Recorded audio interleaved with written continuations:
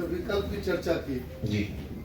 मेरा कहना है कि अभी बिहार में शराबबंदी को लेकर बड़ी चर्चा हो रही। जीतन राम मांझी बोले जो मेरी सरकार बनेगी, पता नहीं वो एनडीए के बारे में बोल रहे थे या खुद के बारे में, लोगों ने समझा एनडीए के बारे में बोल रहे थे। तो शराबबंदी को मैं स्पष्ट रूप से खोल दूंगा, शराब बिकेगी। और अगले दिन भाजपा के प्रदेश अध्यक्ष बोलते हैं जो मेरी यदि सत्ता हुई तो मैं इसको बंदी को चालू रखूंगा, शराबबंदी लागू रहेगी। लोग सर एक मिनट, लोग चाह रहे थे विकल्प के तौर पर, जो अब तो 10 लाख लोग हैं जेल में, तो भाजपा की ओर जा रहे थे। तीसरा विकल्प अभी है नहीं। आपने दरभंगा में आके पार्टी का घोषणा किया है, जब पार्टी बना सकते हैं। चौथा आपका वो भी है, इससे पहले आप नहीं बोलते थे जब पार्टी बनाएंगे। और दरभंगा में आपका वीडियो में देखा है, तो आप बोलते हैं जो पार्टी सब लोग मिलकर सबके विचार से बनाएंगे। यदि आपकी सत्ता हुई तो क्या शराबबंदी पर आपका क्या रहेगा? दो बातें।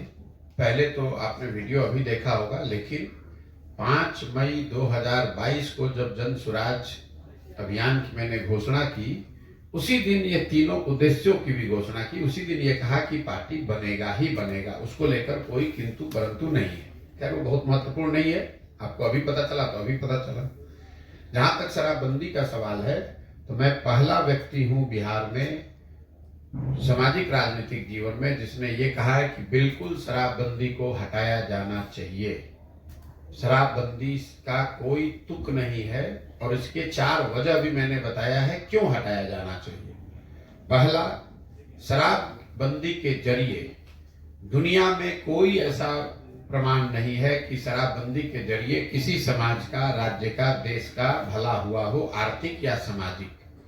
अगर दुनिया में लोगों, इतने बड़े बड़े देश हैं, इतने बड़े राज्य हैं, इतने विद्वान समझदार लोग हैं, अगर शराबबंदी के जरिए ही सामाजिक आर्थिक उत्थान संभव था तो दुनिया में बहुत लोगों ने यह प्रयास किया होता।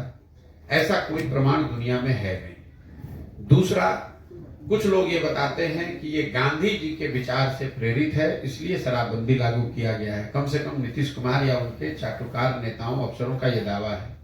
तो मैं इस बात को भी लेकर मैं पहले दिन से कह रहा हूं कि जो भी गांधी को पढ़ने समझने का दावा करता है, उनको ये खुली चुनौती है कि मुझे गांधी जी का वो वाक्य लिखा हुआ या बोला हुआ दिखा दें जहां गांधी जी ने ये कहा है कि शराबबंदी शराबबंदी करने के लिए कानून बनाया जाए। गांधी जी ने शराबबंदी की बात नहीं कही है, उन्होंने शराबबंदी को सामाजिक प्रयास के तौर पर बताया है कि शराब पीना बुरी बात है, शराब न पिए लोग, इसके लिए सामाजिक स्तर पर प्रयास होना चाहिए। उन्होंने ये नहीं कहा कि देश में कानून बनाकर शराब पीने वाले को जेल में डाल दिया जाए, इस काम को अवैध घोषित कर दिया जाए। इसका उदाहरण एक आप ऐसे समझिए, गांधी जी ने कहा कि वेजिटेरियन होना, शाकाहारी होना अच्छी बात है, और कोई आकर ये कानून बना दे कि जो भी शाकाहारी नहीं है उस सबको जेल में डाल दिया जाएगा। ये तो गांधी जी ने कहा है, गांधी जी ने ये नहीं कहा है। उन्होंने इसको एक सामाजिक वर्चू के तौर पर बताया है कि शराब नहीं पीना चाहिए और उसके लिए समाज को प्रयास करना चाहिए। उन्होंने ये नहीं कहा है कि सरकार शराबबंदी के खिलाफ कानून बना दे। तो अगर, और ये मैंने चुनौती दी हुई है खुली, कि अगर किसी के पास गांधी जी का ये कहा हुआ नीतीश कुमार ये दिखा दे तो मैं उनकी बात को मान लूंगा। तीसरी बात, कि शराबबंदी बिहार में लागू है कहां? अगर मान लीजिए 1 मिनट को बहस के लिए कि शराबबंदी का कुछ फायदा है नहीं, तो लागू होगा तब तो फायदा होगा, लागू तो है नहीं। शराबबंदी के नाम पर बिहार में शराब की दुकानें बंद हो गई और होम डिलीवरी चालू हो गया। तो ये तो आप देखते हैं पूरी दुनिया में बहुत सारे सामान आप ऑनलाइन खरीदते हैं, अमेजोन से, फ्लिपकार्ट से, दुकान पर जाने की जरूरत नहीं है। तो नीतीश कुमार का ऑनलाइन शॉपिंग मॉडल है जिसमें शराब की दुकान बंद है और होम डिलीवरी चालू है। चौथा, इसका जो कुप्रभाव है, आर्थिक कुप्रभाव ये है कि बिहार जैसे गरीब राज्य का हर साल 15 से 20 हजार करोड़ का राजस्व का नुकसान हो रहा है। और ये पैसा जा कहाँ रहा है? ये पैसा जा रहा है शराब माफिया के पास, सरकार में जो बैठे हुए भ्रष्ट अधिकारी हैं उनके पास। और इसका सामाजिक जो पहलू है, जिन महिलाओं के एम्पावरमेंट के नाम पर इसको लागू किया गया है, एक पहलू वो बताया जाता है, तो सबसे ज्यादा इससे प्रताड़ित भी महिलाएं ही हैं। आपने जो कहा 10 लाख लोग जेल में नहीं है, जब से शराबबंदी लागू की गई है तो बिहार में 6,37,000 से ज्यादा शराबबंदी से जुड़े हुए केस रजिस्टर किए गए हैं।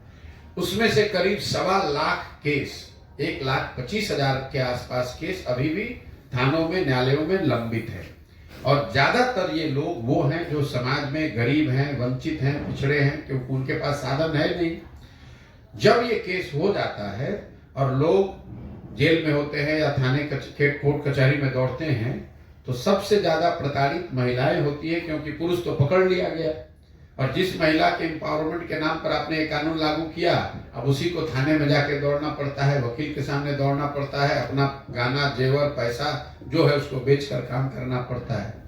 तो इन चारों पहलुओं को मैंने विस्तृत तौर पर पहले भी समझाया है और इसी आधार पर मैं शराबबंदी के बिल्कुल खिलाफ में हूँ।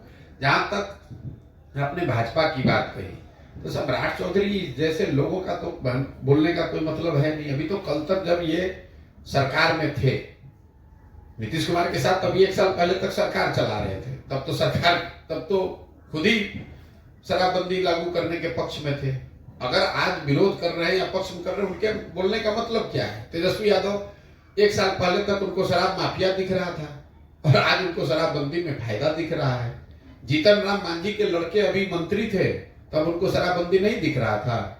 जब अब सरकार आएगा तब बदलेंगे। उनका लड़का था ना अभी मंत्री, अभी कल मंत्री बनेगा तो शराबबंदी से उनको फायदा दिखने लगेगा।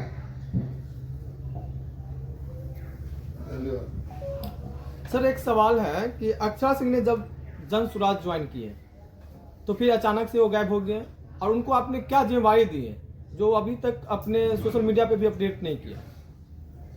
मेरे भाई कब ज्वाइन किए और कब गायब हो, ज्वाइन करने और गायब होने को अभी 5 दिन पहले उन्होंने जनसुराज परिवार का हिस्सा बनना तय किया है। तो कहाँ गायब हो गई हमको तो नहीं मालूम है।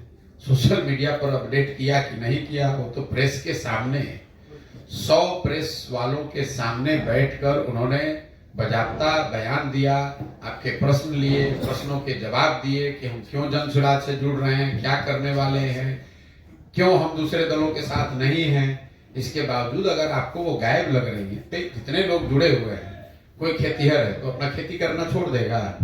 आप स्टूडेंट हैं, आप जनसुराज से जुड़िएगा तो आप परीक्षा देने नहीं जाइएगा, पढ़ाई नहीं कीजिएगा। हायाघाट का सबसे बड़ा मुद्दा है अशोक पेपर मिल। आपने कल पदयात्रा की है, अशोक पेपर मिल को किस तरह देख रहे हैं? क्योंकि मजदूर जो यहाँ काम कर रहे थे उनको अभी तक पेमेंट नहीं दिया गया है। देखिए, हायाघाट की सबसे बड़ी समस्या पेपर मिल है, ऐसा नेता और पत्रकार बताते हैं। ऐसी बात नहीं है। यहाँ का सड़क भी उतना ही बड़ा मुद्दा है, यहाँ विद्यालयों में कोई पढ़ाई नहीं हो रही वो भी इतना बड़ा मुद्दा है। बिहार के नजरिए से जो मैं अभी देख कर आ रहा हूँ पिछले 15 महीनों से, सबसे बड़ा मुद्दा बेरोजगारी और पलायन है। और उसी से जुड़ा हुआ आपका ये फैक्ट्री का मामला भी है। बिहार में सबसे बड़ी समस्या बेरोजगारी पलायन है और इसके लिए आपको पदयात्रा करने की जरूरत नहीं है। लोगों को मालूम है कि यहाँ बहुत ज्यादा बेरोजगारी है, लोगों का पलायन है। लेकिन जब आप पदयात्रा करते हैं तो पलायन के विभिन्न सामाजिक आर्थिक पहलुओं की, उसके विकरालता की समझ आपको बनती है। हम लोगों को ज्यादातर ऐसा लगता है, ज्यादातर लोगों को, कि पलायन जो है वो गरीबों का मामला है या फैक्ट्री बंद होने का मामला है, कि फैक्ट्री बंद हो गई है इसलिए लोगों को बेरोजगारी है। ऐसी बात नहीं है। गरीब आदमी का जो बच्चा है वो तो मजदूरी करने के लिए बाहर जा ही रहा है, लेकिन सच्चाई यह है कि जो बिहार में समृद्ध लोग हैं उनके बच्चे भी पढ़ाई या नौकरी के लिए उनको भी पलायन करना है। पलायन सिर्फ गरीबों का मुद्दा नहीं है। इसी तरह बेरोजगारी सिर्फ एक फैक्ट्री का मामला नहीं है। यहाँ ज्यादातर लोग बेरोजगार हैं। एक फैक्ट्री लगे या 2 फैक्ट्री लग जाए, अगर ऐसा तो नहीं है कि अशोक पेपर मिल जब चल रहा था तब यहाँ बेरोजगारी नहीं थी, तब लोग यहाँ से पलायन नहीं करते थे। फैक्ट्रियां तो तमाम यहाँ बंद हैं, कोई आप ही के यहाँ नहीं बंद है, हर जिले में बंद है। जो भी फैक्ट्री चल रही थी, चाहे चीनी मिल हो चाहे पेपर मिल हो, वो सब बंद है। क्योंकि सरकार की प्राथमिकता में शिक्षा रोजगार है ही नहीं। सरकार को तो सरकारी नौकरी और उसमें उससे जुड़ा हुआ आरक्षण, यही सबसे बड़ा मामला दिखता है। आपको हमको एक आंकड़ा याद रखना चाहिए कि बिहार में कुल 1.57% मतलब 1.5% आबादी ही सरकारी नौकरी में है। चपरासी से लेकर संविदा पर काम करने वालों से लेकर चीफ सेक्रेटरी, मुख्य सचिव तक, सारे लोग जो सरकारी व्यवस्था में काम करते हैं वो 1.5% लोग हैं। 98.5% आदमी तो सरकारी नौकरी में है ही नहीं, लेकिन वो 1.5% के लिए ही पूरे समाज को बांट के लड़ाकर हर आदमी उसी 1.5% में जगह पाने के लिए लड़ रहा है। लड़के तैयारी कर रहे हैं, जातियां संघर्ष कर रही हैं आरक्षण के लिए, गरीब आदमी उसमें मारामारी कर रहा है, पैसे वाला पैसा देकर उसी में घुसना चाहता है। लेकिन अगर आप ये मानिए कि जब 1.5% ही टोटल है, एक ही रोटी है, खाने वाले 10 हैं, तो 9 आदमी को तो भूखे रहना ही रहना है। तो अशोक पेपर मिल चालू हो जाए, उससे दरभंगा में रोजगार नहीं मिल जाएगा, 5000 आदमी को रोजगार मिल जाएगा, लेकिन दरभंगा में तो लाखों लोग बेरोजगार हैं। बिहार में 2 करोड़ लोग, बिहार से 2 करोड़ लोग बाहर गए हैं मजदूरी करने, पलायन करके। तो अगर सरकार कहती है हम 1 लाख लोगों को नौकरी दे दिए, तो भाई अगर मान भी ले, वो नौकरी का आंकड़ा झूठा है, लेकिन अगर 1 लाख आदमी को आपने नौकरी दे भी दिया तो भी 1,99,00,000 आदमी को तो कुछ भी नहीं मिला। तो जब तक यहाँ स्वरोजगार की व्यवस्था नहीं होगी, लोगों की पढ़ाई और स्वरोजगार की व्यवस्था नहीं होगी, तब तक किसी भी हालत में बिहार में बेरोजगारी खत्म नहीं हो सकती है, पलायन यहाँ से नहीं रुक सकता है। सर एक सवाल था, जो कांग्रेस नेता रेवंत रेड्डी तेलंगाना के सीएम बने नहीं और उन्होंने बिहार के डीएनओ को घटिया बताया है, इस पे विवादित बयान पर क्या कहना चाहेंगे? देखिए, जब आपकी हमारी ये दुर्दशा है, हम लोग के बच्चों को मजबूरी में बाहर जाकर नौकरी करनी पड़ती है, मजदूरी करनी पड़ती है, धक्के खाने पड़ते हैं, तो जहां आप जाएंगे वहां के लोग आपकी इज्जत तो करेंगे नहीं। उन्होंने क्या कहा, कल किसी डीएमके के सांसद ने कुछ उत्तर भारतीयों के लिए कह दिया, ये बात तो बिल्कुल गलत है, नहीं कहना चाहिए। लेकिन अगर आप गरीब हैं तो समाज आपको धनी तो बताएगा नहीं, अगर आप अनपढ़ हैं तो आपको विद्वान तो कोई कहेगा नहीं। ये सही बात है कि कोई अगर पढ़ा लिखा नहीं है तो उसको मूर्ख कहना अच्छी बात नहीं है, लेकिन मूर्ख आदमी को कोई विद्वान तो नहीं कह सकता है। हमारे आपके भाई बंधु बाल बच्चे अगर वहां जाकर नौकरी मजदूरी कर रहे हैं तो कहीं ना कहीं तो लोग आप पर, हम पर हंसेंगे ही। तो अपनी कमी, उन्होंने कहा, उसका पूरी तरीके से उसका क्रिटिसिज्म होना चाहिए, लेकिन साथ साथ में हमको आपको अपना भी अवलोकन करना चाहिए कि अगर हम लोग अपने बच्चों को यही पढ़ा पाते, उनको यही रोजगार मिलता, तो कोई रेवंत रेड्डी की कहां हिम्मत पड़ती कि वो आकर यहाँ कुछ कर पाए। और जहां तक रेवंत रेड्डी का सवाल है, बिहार के लोगों की बुद्धिमत्ता का सवाल है, तो रेवंत रेड्डी के सर्टिफिकेट की क्या जरूरत है? उनके जो आका के आका होंगे वो भी बिहार के लड़कों से, हम ही से सलाह ले रहे हैं। तो बिहार की विद्वता की बात नहीं है, बात यह है कि हम लोग के ज्यादातर बच्चे जो है वो पढ़ाई के अभाव में, शिक्षा के अभाव में, रोजगार के अभाव में उन जगहों पर जाकर मजबूरी में काम कर रहे हैं। इसलिए लोग इस तरह की टीका टिप्पणी करते हैं, आपसे अभद्रता करते हैं, आपको गाली देते हैं, मारपीट करते हैं। और ये तब तक नहीं रुकेगा जब तक कि बिहार में व्यवस्था को सुधारा नहीं जाए। आप रेवंत रेड्डी को मना कीजिएगा, कोई तमिलनाडु में कह देगा, तमिलनाडु को मना कीजिएगा, कोई पंजाब में कह देगा। और मीडिया में तो जब बड़े नेता बोलते हैं तो बात आती है, जमीन पर जब आप गए होंगे बिहार से बाहर तो हर जगह लोग कहता है। आप कहीं काम कर रहे हैं तो भी कहता है बिहारी, कहीं रेलवे स्टेशन पर जाइएगा वहां पर भी आपको गाली पड़ती है। लेकिन सबसे दिक्कत, दुख की बात यह है कि इतनी गाली सुनकर, इतना बेइज्जत होने के बाद भी बिहार के लोग सुधरने को नहीं तैयार है। तो कैसे नहीं कोई गाली देगा भाई? अगर आप पढ़े लिखे नहीं है तो कोई आपको यही तो कहेगा कि आप मूर्ख हैं।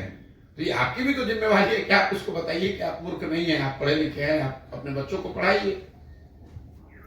आपकी पदयात्रा 12 जिले से होकर आई है दरभंगा। हाया घाट की कल आपने पदयात्रा किया हनुमान नगर होते हुए। यहाँ एक सड़क आपने देखा होगा जो सोहरा से निकलकर मिर्जापुर को जोड़ती है। कमीशन का भेंट चल रहा है, वो 40% की बात किया जा रहा है, कहीं कमीशन 30%, कहीं 35%। यह करप्शन को कैसे रोका जाएगा? देखिए, मैं आपको बता रहा हूँ, जिस सड़क की आप बात कर रहे हैं, कल हम उस पर आए हैं। लोगों ने बताया है कि जो वहाँ ठेकेदार था उससे 40% लोकल स्थानीय विधायक, लोगों का कहना है कि स्थानीय विधायक ने उनसे पैसा मांगा ठेकेदार से, ठेकेदार छोड़ छाड़ के भाग गया और सड़क की हालत जो है वो तो दिख ही रही है। मैं जब से दरभंगा आया हूं, अभी मैं दरभंगा के स्थिति पर बहुत टीका टिप्पणी नहीं करना चाहता हूं क्योंकि अभी तो पदयात्रा 1 महीना यहाँ चलनी है, लेकिन जिन प्रखंडों से मैं होकर आ रहा हूं, हर प्रखंड में सड़क की स्थिति दरभंगा में मुझे लग रहा है कि शिवहर और कुछ सिवान के हिस्सों को अगर छोड़ दें तो सबसे ज्यादा खराब है अभी तक। मैं इस पर एकदम पूरे विश्वास से बात तब कह पाऊंगा जब पूरा दरभंगा में घूम लूं, लेकिन सड़कों की अभी तक बदहाली जो मुझे दिखी है पिछले 4-5 प्रखंडों में जहां हम गए हैं, वो मधुबनी के मुकाबले, मुजफ्फरपुर के मुकाबले, समस्तीपुर के मुकाबले ज्यादा खराब है। इतना मैं कह सकता हूं। आपने कहा भ्रष्टाचार कैसे रुकेगा? भ्रष्टाचार कैसे रुकेगा, इसके लिए हम उन लोगों में से नहीं है कि खड़ा होकर कहेगा हम आएंगे तो भ्रष्टाचार रोक देंगे। भ्रष्टाचार रोकने के लिए दुनिया भर में, पूरे दुनिया में अगर आप देखेंगे कि भ्रष्टाचार किन देशों में सबसे कम है और उन देशों ने भ्रष्टाचार को कैसे रोका है। दुनिया में सबसे ईमानदार समझे जाने वाले जो देश हैं वो हैं Scandinavian countries, Norway, Sweden, Denmark. वहां पर सबसे कम भ्रष्टाचार है। उन देशों में भ्रष्टाचार को कैसे रोका गया? उन्होंने 4 चीज किए। पहला, ईमानदार जनप्रतिनिधियों का चुनाव होना चाहिए। अगर आप गलत आदमी को चुनेंगे, आप चोर को, बदमाश को, डकैत को, ठेकेदार को अगर आप चुन कर लाएंगे तो स्वाभाविक तौर पर वो चोरी तो करेगा ही करेगा। अच्छे जनप्रतिनिधियों का चुनाव। दूसरा, सत्ता और संसाधन का विकेंद्रीकरण। बिहार में अभी जो व्यवस्था है, ये पूरी बिहार की शासन व्यवस्था को 2 नेता, नीतीश कुमार, तेजस्वी यादव और उनके 5 अफसर चला रहे हैं। सत्ता और संसाधन दोनों का इतना केंद्रीकरण कर दिया गया है कि 5 ही आदमी पटना से बैठ के निर्णय लेता है कि किसको कौन योजना बननी है, कौन योजना रुकनी है, कहां पैसा जाना है, कहां पैसा नहीं जाना है। इसीलिए आप हर जगह सुनते हैं भैया बिहार में बड़ा अफसरशाही है। तो पहला, ईमानदार जनप्रतिनिधियों का चुनाव। दूसरा, सत्ता और संसाधन का विकेंद्रीकरण। तीसरा, जन भागीदारी। लोगों को जिस सड़क की आप बात कर रहे हैं, लोगों को अगर ये जानकारी हो कि भाई इतना पैसा आया है, इतना पैसा इस ठेकेदार को दिया गया है और इस चीज को इस तरीके से, बेहतर तरीके से इतने दिन में सड़क को बनाया जाना है। जनता की भागीदारी है ही नहीं। जनता को ये मालूम ही नहीं है कि उनका अधिकार क्या है, उनके लिए कौन सी योजना चल रही है, उनको क्या उससे लाभ मिलना चाहिए, नहीं मिलना चाहिए। और चौथा, बड़े पैमाने पर तकनीक का, टेक्नोलॉजी का प्रयोग। जैसे बिहार में मैं आपको एक उदाहरण से समझाता हूं। यहाँ पर नल जल योजना में हुए भ्रष्टाचार की चर्चा घर घर में है, हर आदमी बात कर रहा है। नल जल योजना को बनाते समय जो ये इतना हजारों करोड़ रुपए खर्च किए गए, अगर योजना को बनाते समय उसमें एक टेक्नोलॉजी का प्रयोग किया गया होता, स्मार्ट मीटर लगा दिया गया होता, तो पटना से बैठकर आप ये देख पाते कि कब मोटर ऑन हुआ, कितना पानी डिस्चार्ज हुआ, कितना पानी लोगों को मिला और कितना पानी बर्बाद हुआ। अगर आपने उस तकनीक का उपयोग किया होता तो आपको गांव-गांव में पूछने की जरूरत नहीं थी कि योजना चल रही है कि नहीं। पटना में बैठा हुआ एक कंट्रोल रूम बता सकता था कि आज कितने नल जल योजना में सुबह में 8 बजे मोटर चालू हुआ, कितने जगह मोटर चालू नहीं हुआ, कितने जगह पानी कितना डिस्चार्ज हुआ। इन 4 चीजों के समावेश से भ्रष्टाचार पर बहुत बड़े पैमाने पर अंकुश लगाया जाए। खत्म नहीं होगा, खत्म बिल्कुल नहीं हो सकता है, ये आप मान लीजिए। ये जो कहता है वो झूठ बोलता है। लेकिन इन 4 चीज को अगर किया जाए, जनता ईमानदार जनप्रतिनिधियों का चुनाव करे, जो लोग सत्ता में आए वो सत्ता और संसाधन का विकेंद्रीकरण करे, बड़े पैमाने पर जनता को सरकार के निर्णयों में, योजनाओं के बनाने और क्रियान्वयन में शामिल किया जाए और तकनीक का उपयोग हर स्तर पर किया जाए, तो बिहार में भ्रष्टाचार को कम किया जा सकता है। दुर्भाग्य ऐसा है सर कि जहाँ भी योजना होता है वहाँ पे बोर्ड भी नहीं लगाया जाता है। भैया यही तो आपको जन भागीदारी की बात वही तो बता रहे, जब लोगों को पता ही नहीं है कि सड़क इस जगह से इस जगह के लिए इतना रुपया सैंक्शन हुआ, ये इसका ठेकेदार है और इनको इतने दिन में पूरा करना है, इसके मेंटेनेंस की जिम्मेवारी इनको 3 बरस की है। ये जानकारी लोगों को होगी तब तो उसमें कोई 2 आदमी जाकर पूछेगा। अभी तो लोगों को जानकारी नहीं, लोगों को यही नहीं समझ है ज्यादातर जगह कि ये सड़क पंचायत की है, ये मुख्यमंत्री संपर्क योजना है, कि प्रधानमंत्री संपर्क योजना है, कि ये आरईओ की सड़क है, कि पीडब्ल्यूडी की सड़क है, सड़क इसलिए नहीं बन रही है कि बीच में प्राइवेट जमीन है, कि सड़क इसलिए नहीं बन रही है कि ठेकेदार से पैसा किसी ने मांगा वो भाग गया। जब ये लोगों को जानकारी नहीं है तो फिर नीचे काम होगा कैसे? इसको करने का तो एक ही तरीका, पटना में कोई अफसर बैठ के ये तो नहीं बता सकता है कि हायाघाट के किस गांव के किस टोले में सड़क अच्छी बनी या खराब बनी। जहां बन भी रहा है उसका क्वालिटी खराब है। लेकिन अगर आपके घर के सामने सड़क बन रही है और आपको ये मालूम है कि इसका ये मापदंड है, इस आदमी को बनाना है, तो हर आदमी जगह या न जगह कम से कम जागरूक जनता जो है वो खड़ा होकर पूछेगी कि भाई ये क्यों इस तरह से बनाया जा रहा है या नहीं बनाया जा रहा है। दुनिया में इसी तरीके से लोगों ने रोका है। बाकी नेता आकर नाटक करने के लिए आपने देखा जन लोकपाल आएगा तो भ्रष्टाचार खत्म हो जाएगा। जो लोग जन लोकपाल का आंदोलन कर रहे थे वही जेल में जा रहे हैं। इस तरह के सगुफाबाजी से सुधार होगा नहीं। जब तक आप इन चारों चीज को लागू नहीं करेंगे, ईमानदार जनप्रतिनिधियों को नहीं चुनेंगे, सत्ता और संसाधन का विकेंद्रीकरण नहीं होगा, जनता को इसमें भागीदार हिस्सेदार नहीं बनाया जाएगा और बड़े पैमाने पर तकनीक का उपयोग नहीं होगा, तब तक बिहार में या कहीं पर भी भ्रष्टाचार पर अंकुश लगाया नहीं जा सकता है। सर, बिहार में जनता हमेशा ब्लैकमेल, इमोशनल ब्लैकमेल होते आ रहा है, लेकिन अब जो आपने कहा कि सेल्फ डिपेंड होने के लिए क्या करना पड़ेगा आम जनता?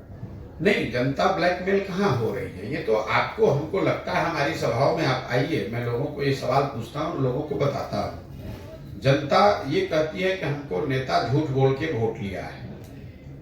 ऐसी बात नहीं है। नेता को तो उसी चीज पर वोट मिल रहा है जो वो बता रहा है। नेता ने कहा कि मंदिर बनाएंगे, वोट दीजिए, आपने वोट दे दिया तो मंदिर बन रहा है।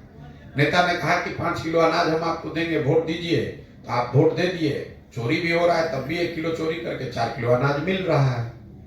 नेता ने कहा कि हम आपके जात, आप हमारे जात के हैं, हमको वोट दे दीजिए, अपने जात का उत्थान कर देंगे, तो जाति की चर्चा, जाति की का सर्वे, जाति का बात हर जगह बिहार में हो रहा है। नेता ने कहा कि हम जीत कर आएंगे, हमको वोट दीजिए, आपको सिलेंडर दे देंगे, तो सिलेंडर का नाम 1000 हो कि 1200 सिलेंडर सबको बंटिए रहा है। नेता ने कहा कि हम गुजरात में बहुत विकास किए हैं इसलिए हमको वोट दे दीजिए, तो गुजरात में विकास हो ही रहा है और आपके हमारे बच्चे जाकर गुजरात में नौकरी कर ही रहे हैं। तो आप मुझे, हम रोज लोगों से पूछते हैं कि आपने किस बात पर वोट दिया जो आपको नहीं मिला है, तो लोग खुद ही बताते हैं भैया हम लोग तो पढ़ाई के लिए जीवन में वोट नहीं दिए हैं।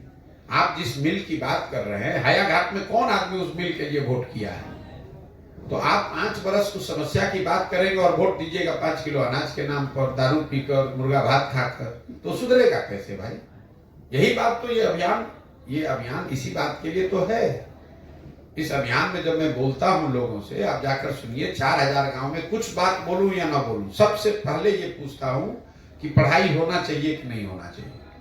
100 में 100% आदमी कहता है हाथ उठाकर कि नहीं भैया बिल्कुल पढ़ाई होना चाहिए, चाहे वो खुद अनपढ़ है, पढ़ा लिखा है, गरीब है, अमीर है, हिंदू मुसलमान, अगड़ा पिछड़ा, महिला पुरुष, सब ये कहते हैं ना भैया पढ़ाई होना चाहिए। फिर मैं दूसरा सवाल पूछता हूं कि अपने अपने बच्चों के सर पे हाथ रख के बोलो कि आप में से किसने जीवन में पढ़ाई के लिए वोट दिया है। 4000 से ज्यादा गांव में आज तक एक आदमी भी नहीं कहा कि ना भैया वोट हमने दिया है पढ़ाई के लिए। लोग झूठ नहीं बोलते, लोग बोलते हैं भैया नहीं दिए, तो हम उनको बताते हैं कि नहीं दिए हो, इसीलिए ये दुर्दशा है। वोट दिए हो मंदिर के लिए तो मंदिर बनेगा, वोट दोगे 5 किलो अनाज के लिए तो अनाज मिलेगा। जिस दिन आप वोट फैक्ट्री के लिए देंगे तो अशोक पेपर मिल चालू हो जाएगा। लेकिन कल वोट होगा तो मोदी हराने के लिए भाजपा, मोदी को हराने के लिए लालू, लालू को हराने के लिए मोदी को वोट दीजिएगा, तो पेपर मिल कैसे चालू होगा? नेता को भी मालूम है कि चीनी मिल पर 5 बरस आप हल्ला कीजिएगा, पेपर मिल पर आप वोट जाकर दे दीजिएगा। फिर दूसरे मुद्दे पर जो मुसलमानों के गांव में, हम बहुत सारे मुसलमानों के गांव में गए, लोग बताते हैं उनकी सबसे ज्यादा बदहाली, रोज कैमरे पर कहते हैं, जितने गांव में अभी तक गया हूं, दलितों के बाद सबसे ज्यादा गरीबी, बदहाली, फटेहाली मुसलमानों के गांव में दिखा है। लेकिन वही मुसलमान जब कहता है कि हमारे गांव में भैया सड़क नहीं है, हमारे यहाँ नाली गली की हालत खराब है, हम लोग को नल जल का पानी नहीं मिल रहा है, अस्पताल नहीं है, स्कूल नहीं है, तो मैं उनसे पूछता हूँ अच्छा ये बताइए कि आप सड़क आपके गांव में नहीं है तो सड़क का मंत्री कौन है? तेजस्वी यादव। आप कह रहे हैं कि नाली गली पानी नल जल नहीं है तो ग्रामीण कार्य मंत्री कौन है? तेजस्वी यादव। आप कह रहे हैं कि भैया महिला, बुजुर्ग, बच्चा बीमार पड़ता है, दवा, डॉक्टर, अस्पताल नहीं है तो स्वास्थ्य का मंत्री कौन है? तेजस्वी यादव। आप कह रहे हैं कि मधुबनी दरभंगा भैया शहर का हालत बरसात में नरक का है, नरक का दशा है, तो शहरी विकास मंत्री कौन है? तेजस्वी यादव। अब फिर कल वोट होगा तो सारा मुसलमान उठ के जाके फिर वही तेजस्वी यादव को वोट देगा, तो सुधार होगा कैसे ये बताइए? तेजस्वी यादव को भी मालूम है, लालटेन के लोगों को मालूम है कि ये मुसलमान है, हमको वोट देगा ही देगा, ये हमारा बंधुआ मजदूर है। यही हाल भाजपा के वोटर का है, उनको मालूम है कि काम करे चाहे न करे, जो भाजपा का वोट, जो भी लालू जी से डरता है वो आके हमको वोट दे ही देगा। भाई अशोक पेपर मिल नहीं चालू हुआ तो मोदी जी चालू क्यों नहीं करा दे रहे? मोदी जी को तो सब लोग वोट दिया है, यहाँ से दरभंगा से अपने सांसद जिताकर भेजा है, और पेपर मिल चालू नहीं हुआ तो उनका सांसद तो हारना चाहिए इस बार। लेकिन सारी शिकायतों के बाद, पेपर मिल चालू नहीं होने के बाद भी जब वोट होगा तो आप लोग कहिएगा भैया लालू से अच्छा तो मोदी है, चलिए इसी को दीजिए। इसीलिए सुधार नहीं होता है। दक्षिण के जितने राज्य, ये आंकड़ा जरा याद रखिए आप लोग, दक्षिण में जितने राज्य हैं, केरल, कर्नाटक, तमिलनाडु, आंध्र प्रदेश, तेलंगाना, कोई ऐसा राज्य नहीं है जहां कोई एक आदमी 10 साल से ज्यादा लगातार मुख्यमंत्री रहा हो। बिहार में 32 वर्ष से लालू नीतीश, आपको बदलना ही नहीं, आगे बढ़ना ही नहीं है। लोकतंत्र को ही खत्म कर दिया गया है। यहाँ इन्हीं का जन्मसिद्ध अधिकार है, ये रहेंगे, इसके बाद इनके बेटे रहेंगे। तो अगर आपको मालूम है कि हमको परीक्षा में 80% नंबर आना ही है तो आप पढ़िएगा क्यों? नेता को मालूम है कि हमको जनता वोट देगी ही तो काम करेगा क्यों? सर एक लास्ट सवाल था, 2023 में कश्मीर में एक भी हड़ताल नहीं हुई है और 2023 में आतंकवाद से एक भी नागरिक की मौत नहीं हुई है, तो आप मानते हैं कि 370 हटाना मोदी सरकार के लिए एक बड़ा उपलब्धि है? मैं उपलब्धि ये मानता हूं कि अगर कश्मीर में शांति बहाल हुई है, और अगर शांति बहाल हो गई, वहां इंटीग्रेशन उनका देश के साथ शुरू हो गया, वहां तरक्की हो रही है या होने वाली है, तो वो क्रेडिट की बात है, देश के लिए अच्छी बात है। सर बिहार में उद्योग चालू करने के लिए युवा लोन, सरकार से लोन लेते हैं, क्योंकि जूता चप्पल सब खिंच जाता है फिर भी उसको लोन नहीं मिलता है। क्या कोई आसानी तरीका सरकार को अपनानी चाहिए? बिहार में बेरोजगारी खत्म करने का, पलायन रोकने का सबसे बड़ा जो तरीका है वो है शिक्षा और पूंजी की उपलब्धता। ज्यादातर लोग, आप लोग या यहाँ के नेता न जानते हैं, न इस पर चर्चा करते हैं कि आखिर इतनी बेरोजगारी यहाँ क्यों है, लोग यहाँ से कोई रोजी रोजगार क्यों नहीं कर पाते हैं। उसके 2 वजह हैं। एक तो यहाँ शिक्षा व्यवस्था ध्वस्त है, तो आप पढ़े लिखे हैं नहीं, आपको समझदारी बनी नहीं, डिग्री ले लिया आपने, स्कूल में गए खिचड़ी खाए, कॉलेज में गए नाम लिखा के डिग्री लेके निकल गए, समझ तो आए, कुछ बनी नहीं। लेकिन उससे बड़ी परेशानी यह है कि बिहार में पूंजी नहीं है लोगों के पास काम करने के लिए। मान लीजिए कि आपको बाल काटने आता है, अगर आपके पास 1 लाख रुपया हो तो आप एक सैलून लगा लेंगे, उसमें 2-4 लोगों को रोजगार देंगे और खुद भी अपने परिवार का भरण पोषण करेंगे। लेकिन अगर 1 लाख रुपया आपके पास न हो, सैलून लगाने का पैसा ना हो, तो आप किसी सैलून में जाकर मजदूरी कीजिएगा। अब वो 1 लाख रुपया सामान्यतः लोगों के पास आता कहाँ से? उसके आने के 2 तरीके हैं। या तो आपके कमाया हुआ पैसा हो, बचत का पैसा हो, उससे आपकी पूंजी बनती है, या दूसरा तरीका है जो आप कर रहे हैं, जो बैंक वाले आपको ऋण देते हैं, लोन देते हैं। पूंजी के समाज में 2 ही तरीके हैं, आपकी अपनी बचत और बैंकों से मिलने वाला लोन। मान लीजिए कि आपको घर बनाना है, आपके पास 1 लाख रुपया अपना बचा हुआ है कमाने के बाद, खर्चे के बाद, और फिर 10 लाख रुपया बैंक ने लोन ले लिया, तो आप 10 लाख रुपए का घर बना सकते हैं। इस चीज को देख अगर आप समझना चाहते हैं तो रिजर्व बैंक ऑफ इंडिया एक व्यवस्था उन्होंने बनाई हुई है, एक आंकड़ा जारी करते हैं जिसको कहते हैं क्रेडिट डिपॉजिट रेशियो। मतलब कितना पैसा लोगों ने बैंकों में जमा किया और बैंकों ने उसके बदले कितना पैसा ऋण के तौर पर वापस दिया। पैसा आप जमा करें, ये जमा करें, हम जमा करें, लेकिन जो लोग ऋण लेना चाहते हैं उनको बैंक ऋण देते हैं। ये उनका बिजनेस भी है और उनकी संवैधानिक जिम्मेवारी भी है कि अगर 100 रुपया उन बैंक में जमा होता है तो बैंक की ये जिम्मेवारी है कि 70 रुपया कम से कम वापस से समाज में लोन के तौर पर, ऋण के तौर पर दिया जाए। इस चीज को नापने के लिए एक रेशियो है जिसको कहते हैं क्रेडिट डिपॉजिट रेशियो। कितना पैसा जमा हुआ और बैंकों ने कितना पैसा ऋण के तौर पर वापस दिया। देश में सीडी रेशियो है 70%। मतलब पूरे देश के लोगों ने अगर मिलकर 1 लाख रुपया बैंक में जमा किया तो बैंकों ने 70,000 रुपया ऋण के तौर पर समाज के अन्य विभिन्न लोगों को दिया, चाहे घर बनाने के लिए दिया हो, गाड़ी खरीदने के लिए दिया हो, यूट्यूब चलाने के लिए दिया हो, सैलून लगाने के लिए दिया हो। बिहार में ये आंकड़ा है 40%। जब 1990 में लालू जी मुख्यमंत्री बने तो सीडी रेशियो था 40%। 15 साल के लालू जी के जंगल राज की वजह से ये सीडी रेशियो घटते घटते हो गया 28%। फिर नीतीश कुमार के सुशासन के दौर में, उनके अपने शब्द में जो उन्होंने सुशासन किया है, वो 18 साल के बाद ये पिछले साल बढ़कर अभी तक हुआ 40%। अब इसका असर क्या होता है वो समझिए। पिछले साल, अभी आपने कहा कि यहाँ चीनी पेपर मिल नहीं चल रहा है, पिछले वर्ष बिहार की गरीब जनता ने बैंकों में जमा किया 4,61,000 करोड़ रुपया। इसको याद रखिए, पिछले साल बिहार के लोगों ने यहाँ के बैंकों में जमा किया 4,61,000 करोड़ रुपया, 4,21,000 करोड़ रुपया। 40% सीडी रेशियो का मतलब है कि लोगों को लोन मिला 1,61,000 करोड़ रुपया का। बाकी पैसा कहाँ गया? 2,80,000 करोड़। बाकी पैसे को बैंकों ने बिहार से लेकर उन राज्यों में शिफ्ट कर दिया जहां पर उद्योग धंधे लग रहे हैं, जहां रोजगार है, व्यापार है। आंध्र प्रदेश में, तेलंगाना में, महाराष्ट्र में, गुजरात में, तमिलनाडु में, केरल में सीडी रेशियो है 90 या उससे ज्यादा। मतलब अगर आप आंध्र प्रदेश में बैंक में जाइएगा, वहां 100 रुपया आंध्रा के लोगों ने जमा किया तो बैंकों ने 100 रुपया से ज्यादा ऋण दिया। इसका असर क्या हुआ? 1990 से लेकर पिछले वित्तीय वर्ष तक बिहार से खाली लोग नहीं गए, पढ़े लिखे लोग खाली यहां से बुद्धि का पलायन नहीं हुआ। 26,20,000 करोड़ रुपया बैंकों ने बिहार के लोगों का दूसरे राज्य में भेज दिया। न बिहार में किसी को इसकी समझ है, न इसकी कोई चर्चा करता है, न उसको जानकारी। जरा आप अंदाजा लगाइए कि 26 लाख करोड़ रुपया अगर बिहार के लोगों को स्वरोजगार के लिए, बिजनेस व्यापार के लिए, घर बनाने के लिए, गाड़ी खरीदने के लिए, यूट्यूब चैनल चलाने के लिए मिला होता तो कितने ज्यादा लोगों को यहाँ रोजगार मिलता, कितनी ज्यादा यहाँ रोजगार की संभावना पैदा होती। लेकिन यहाँ तो किसी को इसकी चर्चा करनी नहीं है। यहाँ तो यही बात करना है कि आपको 400 रुपया पेंशन देते हैं, आप वोट हमको देते रहिए।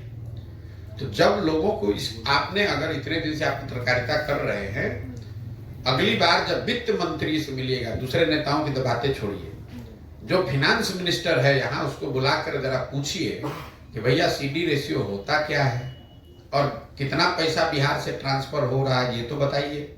इसको रोकने के लिए आप क्या कर रहे हैं? और ऐसा नहीं है कि बैंकों की कोई स्वतंत्रता है कि वो जितना चाहे पैसा रखे और बाहर भेज दें। एक कमिटी है जिसके चेयरमैन राज्य के मुख्यमंत्री होते हैं, उसमें सारे बैंक के पदाधिकारियों को बैठना होता है और मुख्यमंत्री ये रिव्यू करते हैं कि जो पैसा यहाँ जमा हो रहा है वो पैसा यहाँ लोगों को ऋण के तौर पर मिल रहा है कि नहीं मिल रहा है। लेकिन नीतीश कुमार के बात को जैसे अफसर नहीं सुन रहा है, वैसे बैंक वाला भी नहीं सुन रहा है। जैसे उनकी बात को शिक्षक और टीचर नहीं, डॉक्टर नहीं सुन रहा है, वैसे बैंक वाला भी नहीं सुन रहा है। और लोगों को इसकी चिंता भी नहीं है। अगर यहाँ पर लोगों को शिक्षा थोड़ी सुधार दी जाए और लोगों को ये पूंजी उपलब्ध करा दिया जाए तो गांव गांव में बिहार के बच्चों में वो समझ और वो ताकत है, वो अपने लिए रोजगार का अवसर पैदा कर सकते हैं, बिजनेस व्यापार कर सकते हैं। जब तक वो नहीं होगा, बिहार से गरीबी और बेरोजगारी खत्म होने वाली नहीं है। शिक्षा और पूंजी, यही दो चीज चाहिए। मेहनत करने के लिए तो लोग 10 घंटा यहाँ मेहनत कर ही रहे हैं। तो पलायन जो है वो सिर्फ लोगों का पलायन नहीं है, श्रम का पलायन नहीं है। यहाँ पलायन को अगर आपको समझना है, पलायन श्रम का है, पलायन बुद्धि का है और पलायन पैसे का है। ये तीनों चीज यहाँ से जा रहा है। तो अगर महाराष्ट्र में कोई फैक्ट्री लगी हुई है जहाँ मोटरसाइकिल बनता है, तो उस फैक्ट्री को जो लोन मिला हुआ है उसमें भी बिहार के लोगों का पैसा लगा हुआ है। वो फैक्ट्री में जो मोटरसाइकिल बन रही है उसमें मजदूर और इंजीनियर जो काम कर रहा है वो भी बिहार का लड़का है। और वहां जब मोटरसाइकिल बन जाता है तो उसको लाकर जहां बेच रहा है वो भी बिहार है। तो आजादी से पहले क्या होता था, आप यहाँ कपास का खेती करते थे, अंग्रेज यहाँ से कपास उठाकर ले जाता था इंग्लैंड में, वहां उसको कपड़ा बनाता था, लाकर फिर आप ही को बेचता था। वही हाल बिहार का है। हम लोग का पैसा भी जा रहा है, लोग भी जा रहे हैं, पढ़े लिखे लोग भी जा रहे हैं, और वहां जब सामान बन गया, सीमेंट बन गया, खाद बन गया, मोटरसाइकिल बन गया, तो लाकर बिहार में बेचा भी जा रहा है, तो उससे आपको लाभ तो होगा नहीं। ठीक है भैया, बहुत बहुत धन्यवाद। एक मिनट सर, एक मिनट। दरभंगा में एम्स